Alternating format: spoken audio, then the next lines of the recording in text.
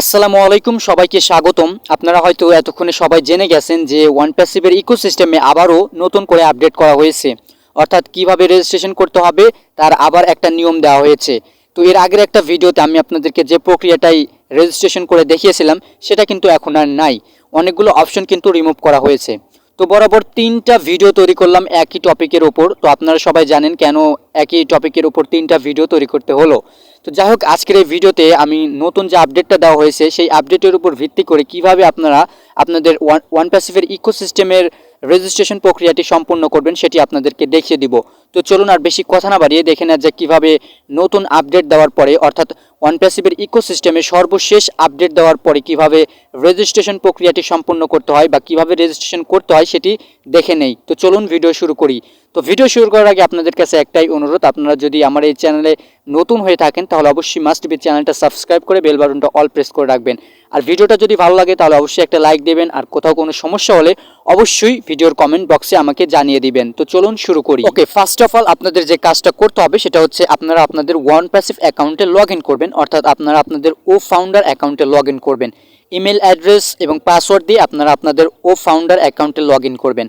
And then যখনই ও founder অ্যাকাউন্টে log in করবেন তখন আপনাদের সামনে এরকম একটা পপ আপ আসবে, যেখানে আপনাকে বলা হবে যে আপনি কী কী নিয়ম অনুসরণ করে আপনি আপনার ইকোসিস্টেমে রেজিস্ট্রেশন করবেন, প্রক্রিয়াটি সম্পূর্ণ করবেন। তো এটা আপনারা চাইলে পড়ে নিতে পারেন, অথবা পড়ার পরে আপনারা চাইলে এটাকে কেটে দিবেন। আপনারা পপ আপটা কেটে দিবেন। অ্যান্ড পপ আপটা কেটে দেওয়ার পরে আপনাদের সামনে এরকম আরও একটা পপ আপ আসবে, যেখানে আপনাকে বলা হবে যে ওয়ানপ্যাসিভের ইকোসিস্টেমে রেজিস্ট্রেশন প্রক্রিয়াটি সম্পূর্ণ করুন। এবং এখানে নিচে একটা বাটন আপনারা দেখতে পাবেন, প্রসিড নামে একটা বাটন, এবং এই প্রসিড বাটনে আপনারা ক্লিক করে দেবেন।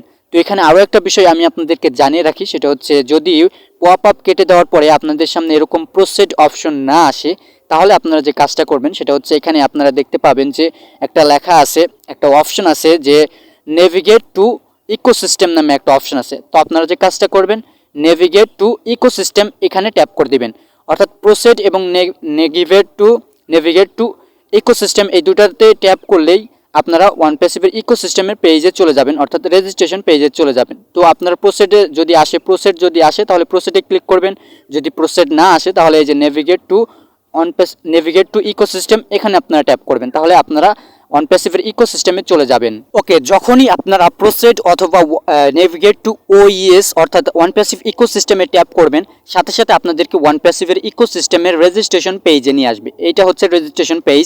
তো এখানে আসার পরে মূলত আমাদের এখন রেজিস্ট্রেশন প্রক্রিয়াটি সম্পূর্ণ করতে হবে। তো যখন আপনি প্রসিডে ক্লিক করে আপনি এই রেজিস্ট্রেশন পেজে আসবেন, তখন কিন্তু এই যে উপরে দুইটা বক্স দেখতে পাচ্ছেন, একটা ফার্স্ট নেম বক্স অ্যান্ড দ্বিতীয়টা হচ্ছে লাস্ট নেম বক্স। তো প্রসিডে ক্লিক করে যদি আপনি এখানে আসেন তাহলে এখানে ফার্স্ট নেম বক্সে এবং লাস্ট নেম বক্সে আপনার নামটা শো করবে, অটোমেটিক এখানে রিডাইরেক্ট করে আপনার নামটা নিয়ে আসবে। অর্থাৎ আপনার ওয়ানপ্যাসিভ অ্যাকাউন্টে ও ফাউন্ডার অ্যাকাউন্টে যে নামটা আছে সেই নামটা অটোমেটিক এখানে এই দুই বক্সের মধ্যে বসে যাবে। আর যদি আপনি নেভিগেট টু ওইএস অর্থাৎ নেভিগেট টু ওয়ানপ্যাসিভ ইকোসিস্টেমে ট্যাপ করে আসেন, তাহলে আপনাদের এখানে নামটা কিন্তু শো করবে না। তো সেক্ষেত্রে আপনাদের কাজ হবে আপনাদের নামটা এখানে দেওয়া, হুবহু আপনাদের নামটা এখানে দেওয়া, যে নামটা আপনাদের ও ফাউন্ডার অ্যাকাউন্টে আছে সেই নামটাই আপনাদেরকে এখানে ইউজ করতে হবে। তো এখানে নাম দেওয়ার ক্ষেত্রে আরও একটা বিষয় আপনাদেরকে খেয়াল রাখতে হবে, সেটা হচ্ছে আপনাদের ফার্স্ট নেম বক্সে ফার্স্ট নেম দিতে হবে এবং লাস্ট নেম বক্সে আপনাদের লাস্ট নেমটা দিতে হবে। দেখুন এখানে নামটা আপনাদের কিভাবে দিতে হবে আমি আপনাদেরকে সঠিকভাবে বুঝিয়ে দিচ্ছি। এখানে প্রথম বক্সে যেটা দিতে বলতেছে আমাদের নাম অর্থাৎ ফার্স্ট নেম, তো ফার্স্ট নেমের জায়গায় আপনারা যে কাজটা করবেন আমি এক্সাম্পল হিসেবে আপনাদেরকে বুঝিয়ে দিচ্ছি। ধরুন আপনার ও ফাউন্ডার অ্যাকাউন্টে আপনার নাম আছে হচ্ছে এমডি আব্দুর রহমান, এবং এই নামের সাথে এমডির পরে একটা ডট আছে এবং স্পেস আছে, তারপরে আব্দুর রহমান আছে। তো এখন এই ফার্স্ট নেমের জায়গায় আপনি যে কাজটা করবেন সেটা হচ্ছে আপনি এখানে কিন্তু কোনো স্পেস বা কোনো ডট ইউজ করতে পারবেন না। এখন যেটা আমি আপনাদেরকে বললাম যে আপনার নাম যদি এমডি আব্দুর রহমান হয়ে থাকে এবং এমডির পর যদি ডট থাকে এবং একটা স্পেস থাকে, তাহলে আপনাদের যে কাজটা করতে হবে ফার্স্ট নেম বক্সে আপনাদের নাম দিতে হবে এমডি আব্দুর, এবং এই এমডির পরে যে স্পেস এবং ডট আছে সেই ডট কিন্তু রাখা যাবে না এবং স্পেস কিন্তু রাখা যাবে না, অর্থাৎ দুইটা বক্সে দুইটা ওয়ার্ডের মধ্যে আমাদের নামটা শেষ করতে হবে। তো আপনার নাম যদি এমডি আব্দুর রহমান হয়ে থাকে তাহলে এমডি আব্দুর এই নামটা প্রথম বক্সে দিতে হবে এবং কোনো স্পেস এবং কোনো ডট ছাড়াই আপনাদেরকে দিতে হবে। এবং তারপরে এমডি আব্দুর রহমানের পরে লাস্ট নেম হচ্ছে রহমান, তো এই রহমান নামটা থাকবে হচ্ছে আপনার দ্বিতীয় বক্সে অর্থাৎ লাস্ট নেম বক্সে এই রহমান নামটা থাকবে।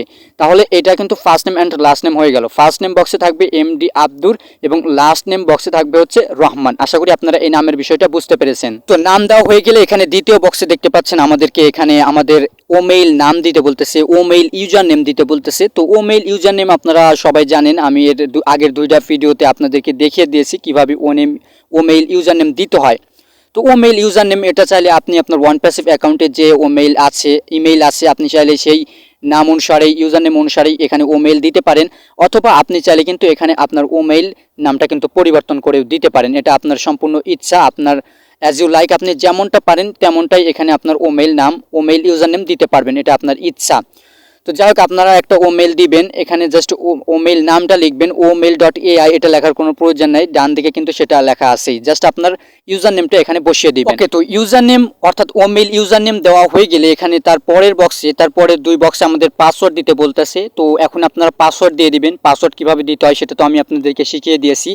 অবশ্যই পাসওয়ার্ডের মধ্যে একটা বড় হাতের অক্ষর থাকবে, ইংরেজি বড় হাতের অক্ষর এবং ইংরেজি ছোট হাতের অক্ষর এবং কিছু নাম্বার থাকবে এবং কিছু বিশেষ চিহ্ন থাকবে। এইগুলো মিলিয়ে সংমিশ্রণ করে একটা শক্তিশালী পাসওয়ার্ড তৈরি করে আপনাদের এই পাসওয়ার্ড বক্সে দিতে হবে এবং অবশ্যই এই পাসওয়ার্ডটা কিন্তু দুইটা বক্সে সেম দিতে হবে, অর্থাৎ সেম পাসওয়ার্ড দুইটা বক্সে আপনাদেরকে দিতে হবে। তো যতক্ষণ পর্যন্ত এখানে এই কোডগুলো আপনাদের গ্রিন কালার হবে না ততক্ষণ পর্যন্ত বুঝবেন যে আপনার পাসওয়ার্ডটা হয়নি, আপনার পাসওয়ার্ডটা শক্তিশালী হয়নি। যতক্ষণ পর্যন্ত এটা গ্রিন না হবে ততক্ষণ পর্যন্ত আপনার পাসওয়ার্ড নেবে না। তো অবশ্যই গ্রিন হলে আপনি বুঝবেন আপনার পাসওয়ার্ডটা নিয়েছে। পাসওয়ার্ড দেওয়া হয়ে গেলে এখানে তার পরের বক্সে দেখতে পাচ্ছেন আমাদেরকে অল্টারনেটিভ ইমেল দিতে বলতেছে। তো অল্টারনেটিভ ইমেল এটা আমাদের দেওয়া লাগবে না।